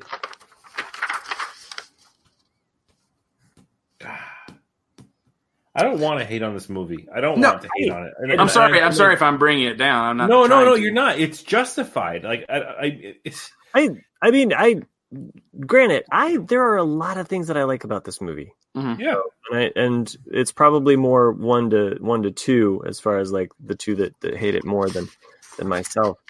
And I would say that as I mentioned earlier, a lot of the people that are casual Star Wars watchers enjoyed this movie. There were people that I was shocked by like, oh, they loved it, you know, as opposed to other fans that I know that didn't or reacted a certain way. So I think this is a mixed bag, and even with just on the internet, there's a mixed people of that loved it and other people that felt completely robbed by it. So, yeah. Okay. I mean, I'm getting through these. I'm just about done. So one of the things I felt was really forced that I didn't like. I mean, it works, but it kind of felt weird to me too. Was the whole Palpatine needed to be sacrificed thing, because I we've always known the rule of two. The rule of two, you know, that you have a master and an apprentice, and the apprentice craves the power of the master, and eventually they do kill them, but that's just so they can become the master. But the way that Palpatine was saying it was that all the Sith live in him, and by killing him, all of them will then reside within Rey or Ben or whichever one he wanted at the time. This kind of felt odd to me because it's like, well, if that's true and he killed Plagueis, then why couldn't he, you know, create life? Why couldn't he repair himself? Why couldn't he do so many things? And so to me, it was just one of those plot holes where I was like, I'm not sure if I like that. Okay. Okay. Okay, let's get to the voices, which I thought was neat. I would have liked it more had been more like, well, all the Sith live in me. Well, guess what? All the Force ghosts show up. You know, that would have been cool. But instead, we get a thing of, you know, be with me, you know, and then all of the Jedi that we've known in movies speak to her, and even some from the cartoons. And probably the most controversial one was Ahsoka. Actually, that's not the most controversial one, but like, you know, because Ahsoka actually spoke to her too. So like, some people were upset. There's like, oh, so Ahsoka's dead. You know, because we haven't seen this on screen death yet. Officially, Filoni has said, don't. Or he did something. He did a drawing that he released, and it had an image of Gandalf talking to Ahsoka, and I think Gandalf says to Ahsoka, "A lot of people thought I was dead too." And it was basically that was like his little nod to the fans, like, "Look, Ahsoka's not dead." So take of it what you will in that moment. I understand, you know, like maybe seeing some of these Jedi as Force ghosts.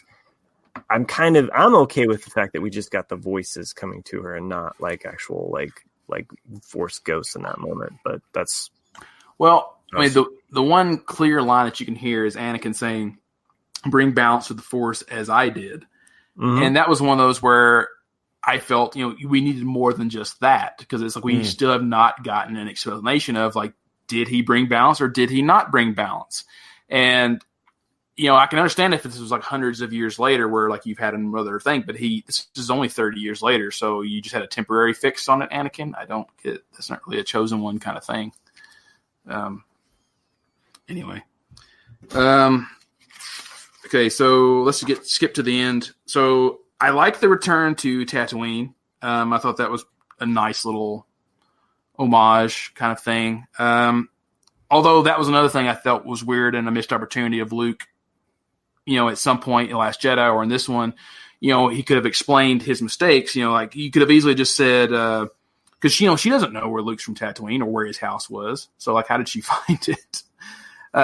We also know some time has taken place because as she gets out of Red 5, she is completely bloodied, you know, and you know, kind of, she has the marks of a battle, basically.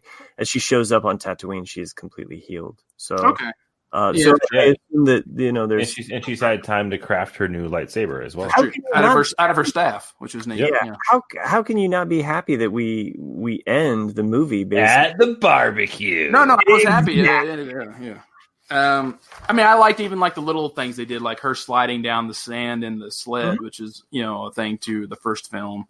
I thought that was neat. And seeing Luke and Leia together. Yeah, and then I mean, some people were even upset that she said, you know, what's your last name? And she says Skywalker. I thought that was fine because like she probably thought Luke and Leia as her parents, and that's perfectly fine with me. I know some people were upset. She's not even Skywalker. I was like, but who cares? We knew Leia Organa as Organa forever, right? Right. True. Like, and that's not her parents. So, you know, get off of the whole adoption kick. So, All right. Yeah, I guess I can end it there so we can stop. But yeah, I mean, I have little things, but I can just bring up on some other podcasts. But on future podcasts, when Nick has his notes back out, we will dive back into this. Yeah. So maybe we can all say that the Rise of Skywalker isn't fully risen. It's just like kind of it's half staff. It's a half moon. Yeah. Like I said that from the beginning. It's a mixed bag. Like there's things I like about it, there's things I don't. But like I said, I think with Chris and I, and even you a little bit, the first half to me was the most entertaining, the best paced. But I enjoyed it. I would never tell someone don't watch it. So there it is. All right. I mean, I feel like we could talk more about this, but I was going to try to keep this in. Yeah. I was hoping for an hour and a half, but Nick was hoping for 2 hours. I was hoping for 2. I've only got a page and a half, Mandalorian, Chris so it was really good for 1. So anyway, for all of your Force needs, you can go to Amazon.com/JandJack. Help us out. All the proceeds go to help all the podcasters on the Jay and Jack network. You can just go to jayandjack.com, find everything there if you need to. But there's a few patrons that make this show possible. And as much as I would like to ramble on and on, we will have some other podcasts that will talk more Star Wars in the future. And I know there are also future Star Wars endeavors on the horizon that we've all kind of been excited about. Such as the rumor of a possible Rebels sequel cartoon, right? I mean, we were talking about that. Yes. My kids were ecstatic when little Ahsoka and Sabine looking for Ezra. Hey! Got a newbie here. You know? Oh, that's right. I forget. Sorry, Chris. All right. So at this point, I'm going to thank a few patrons that make this show possible. I tried to come up with, this sequel trilogy related name for you. We have Tack from Takodana, Exegol Eckhart, Ed the Emperor Post Carrier, Mustafar Maggie, the last Joanne with the plan, and the Rise of the Drake. Thank you for doing what you do. You make this show possible. And just like the Haldo maneuver, this was 1 in a million. Thanks for joining me, guys. May the Force be with you. Rise.